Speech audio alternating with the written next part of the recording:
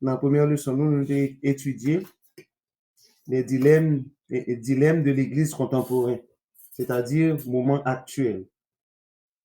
Et nous sommes arrivés dans le réveil de l'Église et comment ça doit faire.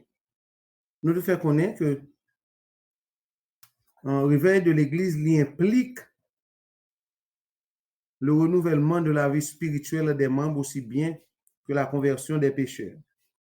En obéissance au commandement de Christ, il se réalise par la puissance de l'Esprit de Dieu opérant dans l'homme et non pas une tentative de l'homme à servir Dieu par ses propres efforts. Nous t'expliquer comment réveiller l'Église capable d'opérer. Pour que nous soyons capables d'évangéliser le monde, il faut que d'abord nous subions un réveil. Nous devons faire expérience d'une vie spirituelle. Et aussi, pour vivre ça, refléter sur l'autre chose qui est capable de convertir, qui est capable de sortir dans le péché, pour obéir au commandement de Christ là. Et la réaliser lorsque le réveil ça a fait, nous avons vu que nous n'avons pas besoin de faire des grands exploits avec l'homme, par tentative que nous-mêmes, l'homme, fait pour nous servir, mon Dieu, mais par la puissance de l'Esprit de Dieu opérant dans l'homme. Lorsque l'Esprit de Dieu opère dans l'homme, nous sommes capables de faire des exploits. Et ça fait nous capables de subir des échecs maintenant, c'est parce que toute tentative, nous avons fait toute tentative par propre effort par nous, pour nous capables de servir mon Dieu et nous reste évangélisation par bail succès. Nous fait connaître que le renouvellement des membres dépend d'une nouvelle compréhension, c'est-à-dire de la marche selon l'Esprit et de la façon dont on peut être entièrement contrôlé par le Christ qui habite en nous. Et sur ça, nous fait connaître que Paul avertit que l'homme charnel ou naturel ne peut pas plaire à Dieu et qu'avoir la préoccupation de la chair, c'est la mort. Avoir celle de l'esprit, c'est la vie, la paix.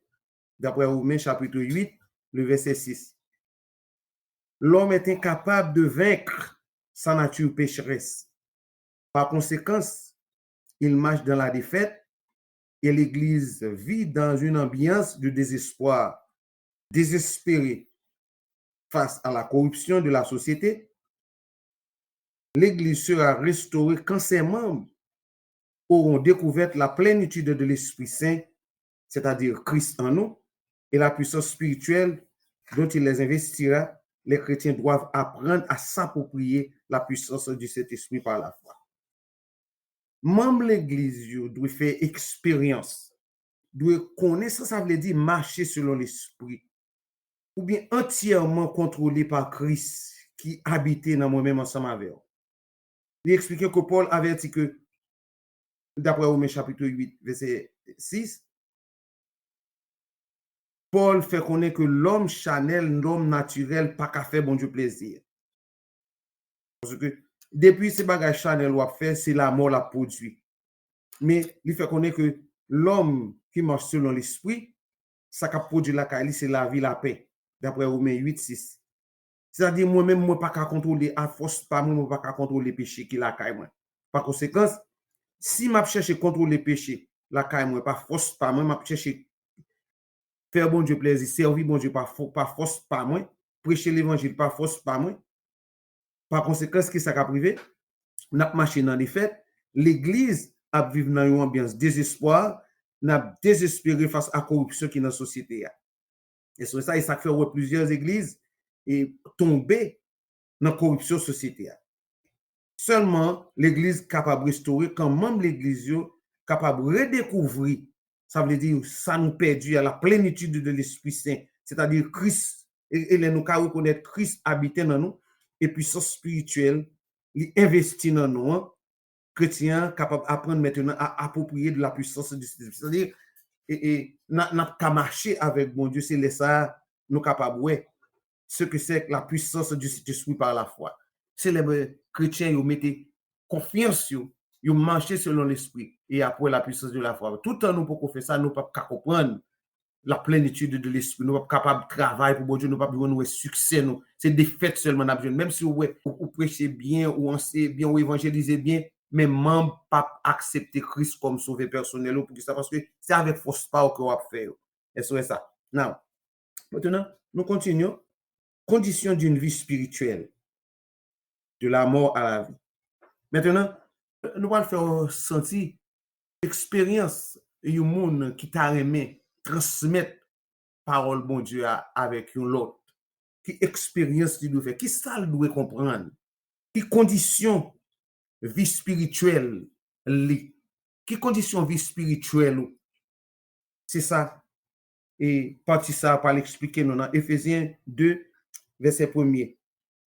De la mort à la vie, nous pas laisser expliquer ça. Et sujet nous c'est capable de dire les conditions d'une vie spirituelle. Maintenant, de la mort à la vie. Nous on va laisser expliquer ça d'après Éphésiens chapitre 2, le verset 1er.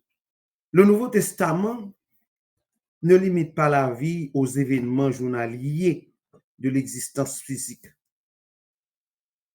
Ce mot se réfère souvent à un nouvel élément dans l'existence personnelle, une vie supernaturelle venant de Dieu.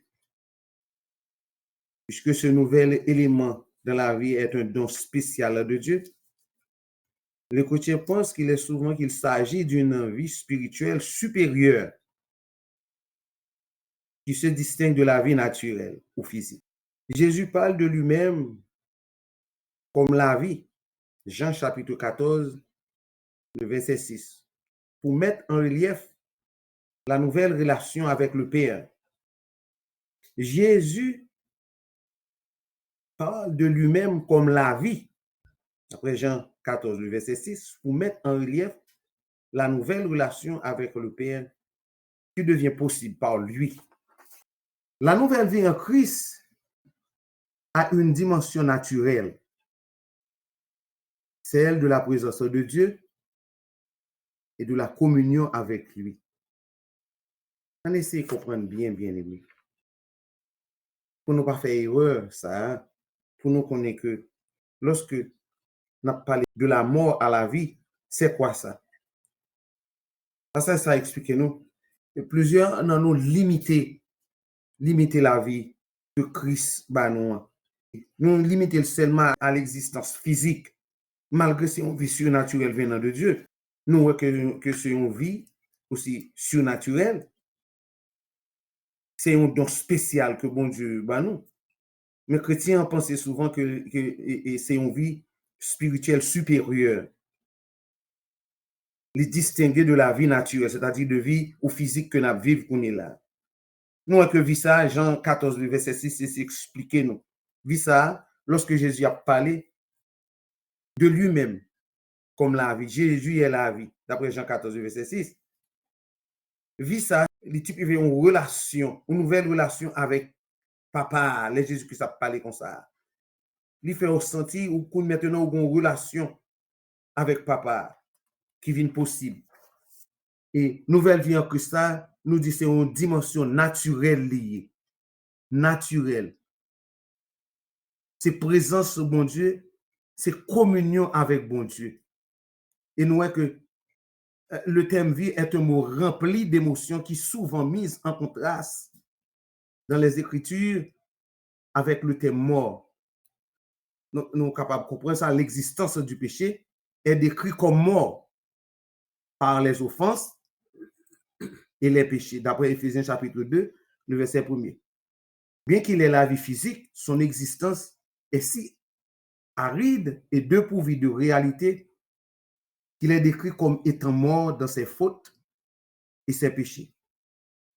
Paul décrit l'existence rigide par le prince de ce monde comme la mort, en opposition avec la vie nouvelle en Christ, riche en bénédictions. Dieu qui donne la vie à toute chose et à toute créature nous a rendus à la vie avec Christ par sa grâce salvatrice. Nous étions morts par nos offenses. Nous sommes délivrés. D'après Éphésiens chapitre 2, le verset 5. La nouvelle existence dont Paul fit l'expérience par la grâce de Dieu dans la foi pouvait être décrite comme la vie en Christ, par contraste avec l'ancienne existence de la mort dans le péché. Ces descriptions montrent certainement qu'il y a une vaste différence entre l'ancienne existence dans le péché et la nouvelle relation avec le Père. Une question se pose, est-ce que le chrétien moyen d'aujourd'hui expérimente-t-il la différence entre cette existence de mort dans le péché et l'existence victorieuse en Christ? Il semble que Paul goûte à une expérience nouvelle, dynamique et vivifiante. Paul exprimait, façonné, il expliquait comment il était longtemps et maintenant qui j'en venir. Ce n'est pas une vie supérieure, mais c'est une vie tout naturelle. C'est une communion. Nous-mêmes avons nous gagné avec Seigneur. Il faut que nous fassions expérience de ça. Il faut que nous soyons capables de comprendre l'expérience de ça pour nous capables de transmettre l'expérience ça à l'autre. Maintenant, c'est quoi la nouvelle naissance? D'après Jean chapitre 3, le verset 1er. Jésus fit comprendre à Nicodème qu'il fallait être né d'en haut pour avoir le royaume de Dieu. La naissance d'en haut est la naissance de l'Esprit Saint.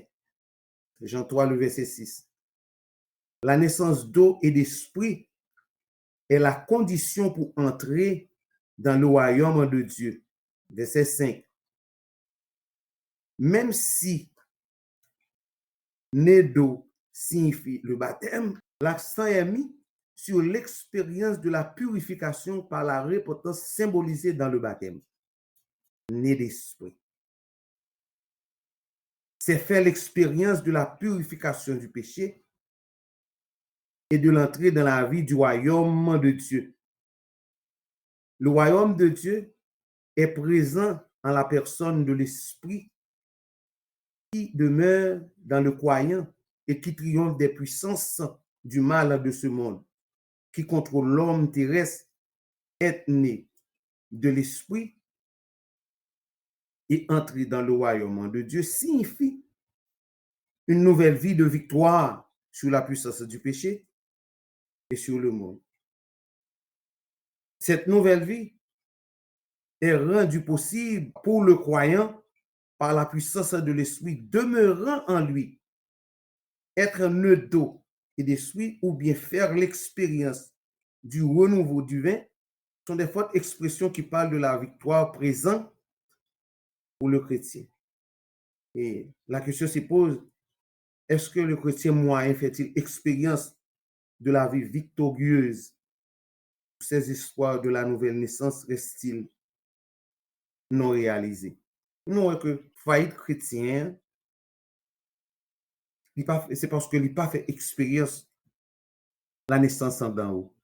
Naissance d'en haut. Expliquer que naissance d'en haut, parce que songez bien, Jésus dit Nicodème qu'il fallait être né d'en haut pour avoir le royaume de Dieu. Il faut recevoir une naissance qui sortit en l'air pour être capable d'entrer dans le royaume ciel-là. Il n'est pas fait sous terre pour entrer dans le royaume ciel-là. Il faut que naissance, ça recevoir son naissance qui sortit en haut.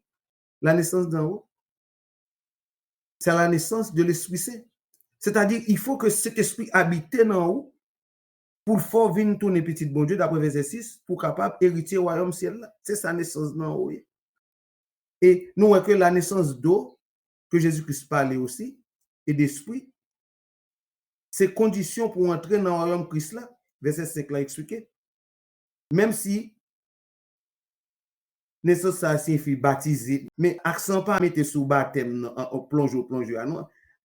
Accent mettre sous expérience de purification que baptême n'en fait la caillou et repentance qui symbolise baptême. Est-ce que la repentance symbolise baptême? Et on doit faire expérience de purification. C'est quoi la purification? Purification de tout péché. Est-ce que ça? Et repentance symbolise baptême. C'est ça qui est naître de l'esprit. C'est faire l'expérience de la purification du péché et de l'entrée dans la vie du royaume de Dieu. Et le royaume bon Dieu est présent pour tout le monde qui demeurait dans l'esprit. Il est demeuré dans l'esprit ou triompher de la puissance du mal de ce monde. Que l'homme contrôle, que Satan contrôle, que prince ça régit. Est-ce ça? Et c'est ça que moi-même avec pour nous capables de transmettre naissance dans ça, il faut qu'on nous fasse expérience d'abord pour que l'Église soit capable de réveiller. Nous allons continuer, nous allons aussi expliquer ce que c'est que la vie éternelle, d'après Jean chapitre 3, le verset 14. La vie éternelle, c'est quoi la vie éternelle? Jean qualifia de vie éternelle la vie qui commence avec la nouvelle naissance. Jésus fait comprendre à Nicodème que la vie éternelle vient par la foi au Fils de l'homme qui fut élevé sur la croix, d'après Jean chapitre 3, le verset 14. Jean décrit aussi le don de la vie éternelle comme le passage de la mort à la vie, d'après Jean chapitre 5, le verset 24. La vie éternelle, c'est la vie du Père qui a été donnée au Fils, d'après Jean chapitre 5, le verset 26. Ceux qui entendent la voix du Fils de Dieu et croient en lui reçoivent la vie. Après Jean chapitre 5, le verset 21. Celui qui croit au Fils a la vie éternelle. Jean chapitre 3, le verset 36. Quiconque croit en Jésus-Christ peut recevoir maintenant la vie éternelle et la promesse de la résurrection au dernier jour. Jean chapitre 40, 47. L'essence de la vie éternelle est de connaître le seul vrai Dieu et son Fils Jésus-Christ, envoyé dans le monde comme l'expression de sa vie. Jean chapitre 17, le verset 2. La vie éternelle est un nouveau type de relation qui procure joie et paix, et non pas seulement la continuation des frustrations présentes dans l'éternité, d'après Jean chapitre 15, le verset 11, et Jean chapitre 16, le verset 24. Alors que les chrétiens moyens pensent à la vie, abondance consiste à recevoir certaines choses de Dieu. Jésus nous enseigne que la grande bénédiction de la vie éternelle, c'est de vivre une communion constante avec Dieu. Nous accentuer sur ça. En tant que relève, ou capable de chercher à comprendre ça, ça veut dire pour me vivre une vie constante, pour me avoir une communion constante avec bon Dieu, pour me avoir une communion, regardez, qui pas casser une seconde avec bon Dieu, qui pas bloquer une seconde avec bon Dieu. C'est ça la vie éternelle. C'est pas d'autre chose. C'est pas recevoir certaines choses de Dieu. Pas depuis bon Dieu, bon la vie éternelle, la bonne tout ça me besoin sur la terre pour me capable de vivre. C'est pas ça, bien aimé. C'est ça, moi, avoir besoin de comprendre pour nous digérer l'évangile avec appétit et aussi transmettre les à l'autre. Faire l'autre la comprendre et ce que c'est que la vie éternelle. Faire l'autre la comprendre ce que c'est la naissance là. Mais il faut me jouir d'abord pour moi être capable de transmettre les. Il faut me faire expérience les. Ça veut dire de la mort à la vie. Maintenant, la vie abondante. Jean 10, verset 10.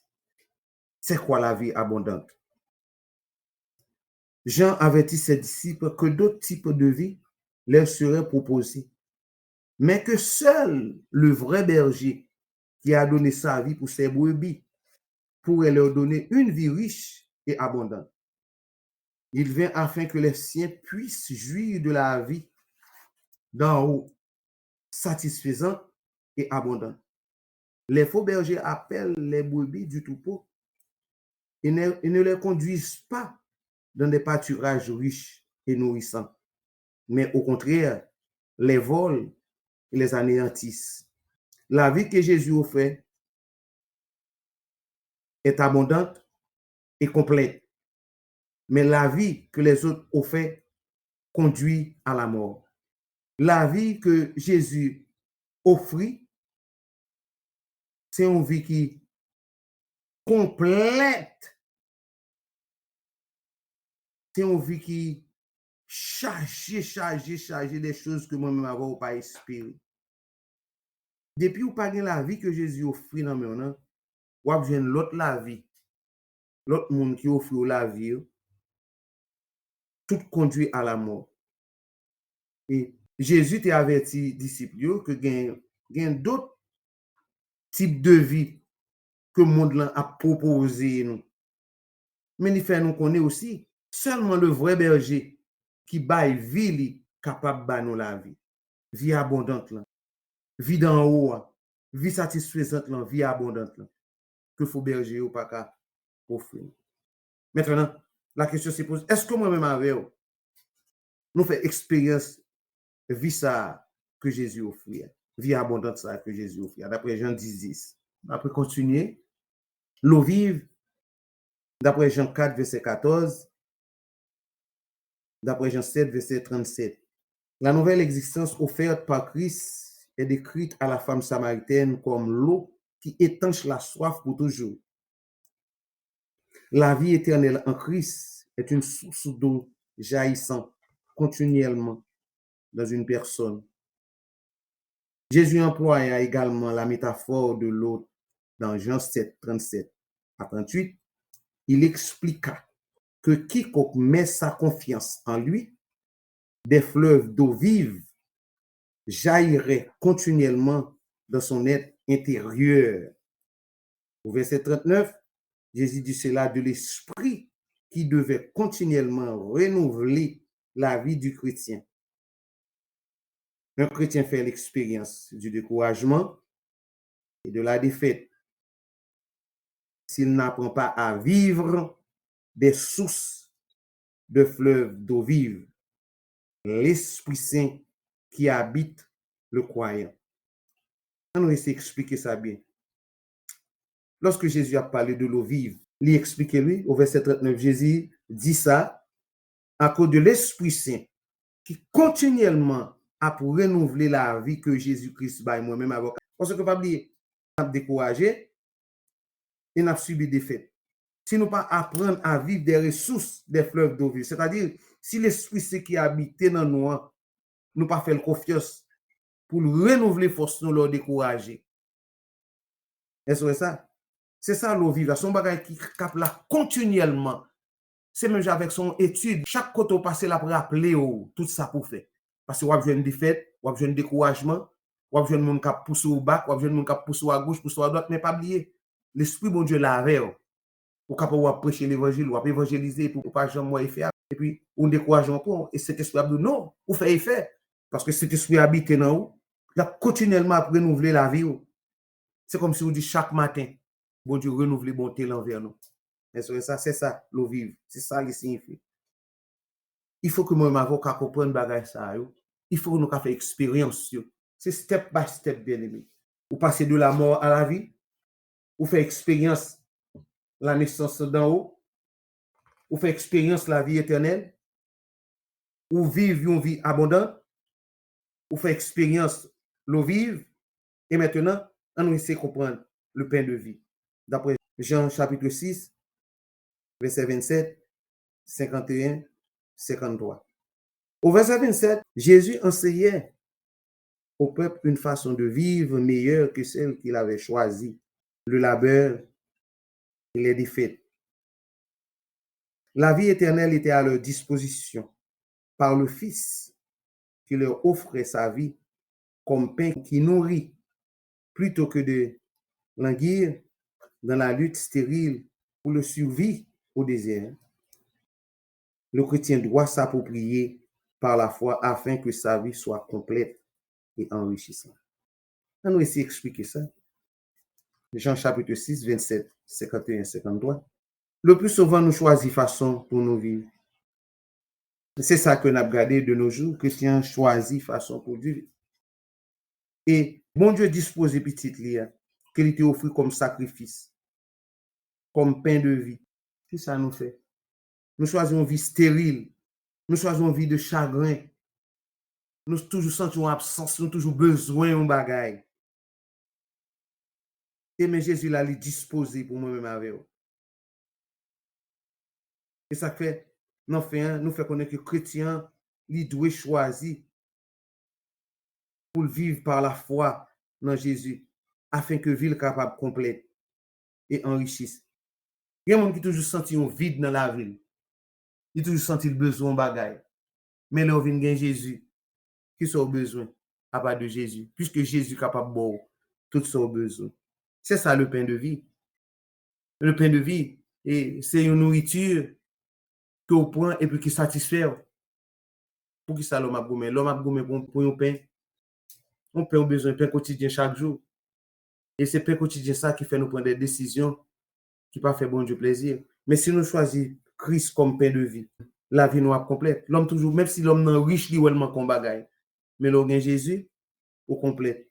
Nous croyons que c'est là nous été pour l'évangélisation. Moi, je crois qu'on peut l'étudier et avec ces versets-là, vous êtes capable de faire des recherches, qui sont capables d'enrichir le vocabulaire, qui sont capables d'enrichir la vie spirituelle, afin que nous soyons capables de faire travail là pour Christ.